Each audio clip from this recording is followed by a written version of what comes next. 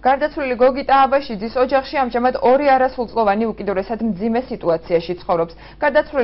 გარდაცვლილი პატარის დედა აცხადებს, რომ მასთან თემის სამედიცინო პუნქტიდან მხოლოდ ორჯერ იყვნენ მისულნი და ბავშვის დახმარება ვერ აღმოუჩინეს. როგორც გაირკვა, აბაშიძეების ოჯახს უკვე მეორე შვილი გარდაეცვალა. ინგა აბაშიძე ამბობს, რომ 2009 წელს მშობიარობიდან რამდენიმე დღეში მას ახალშობილი გოგონა დაეღუპა, თუმცა სამედიცინო დაწესებულებისათვის არც ამჯერად მიუმართავს, რადგანაც ფიქრობს, რომ ბავშვის დახმარება დაგვიანებული იყო. სოფლის პირველადი ჯანდაცვის ცენტრის ექიმი ინგა აბაშიძის განცხადებას უარყოფს. იგი აცხადებს, რომ გაფრთხილების მიუხედავად ოჯახის წევრებს არც ერთი ბავშვი პუნქტში არ მიუყვანიათ, მათ შორის არც აცრებისთვის.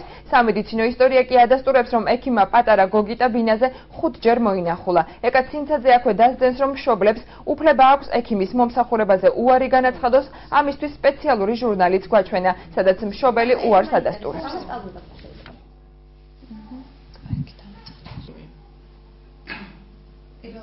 რაღაცა მიზეზების გამო ვერ ჩამყავდა, ხან ახველებდა, ხან ავადიყო. არ გამიცივდეს და იგი მეთქი აღარ გამიყვანია გარეთ. იმის შემდეგ აღარ მოსულან. ჩემამდე არ მოსულან და თუ სადმე სოფელ შემევიდნენ და ვიმეს იქნეს არ ვიცი უთხრეს რომ მოიყვანოს და ისე ჩემ ქმარს ურეკავდნენ რომ ბავშვი აცრაზე ჩამოიყვანონ. სავად მყოფოდა რომ გამოვიყვანენ, ცოტა შედარებით კარგად იყო ჭამდა იმაშრებოდა მათ. ხო, ბოლოს რა ჭირდა და ფქვილს ვაძლევდი მოხალო. ფქვილს მან გამოიწვია არასწორი კვება და ვერ ღებულობდა ორგანიზმი და ვერ ხვდებოდი. მქონდა არაერთხელ სატელეფონო საუბარი ბავშვის მშობლებთან. წლის განმავლობაში არათუ კონსულტაციაზე, არამედ არც აცრაზე არ მოუყვანიათ ბავშვი.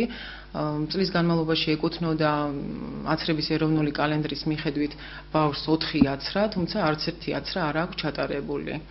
დედა არც ერთხელ არ დაინტერესებულა, ბავშვი როგორ მატულობდა წონაში, როგორ ვითარდებოდა ფიზიკურად. ამისთვის იყო მხოლოდ მოსვლა საჭირო. ჩვენთან მომსახურება არის უფასო.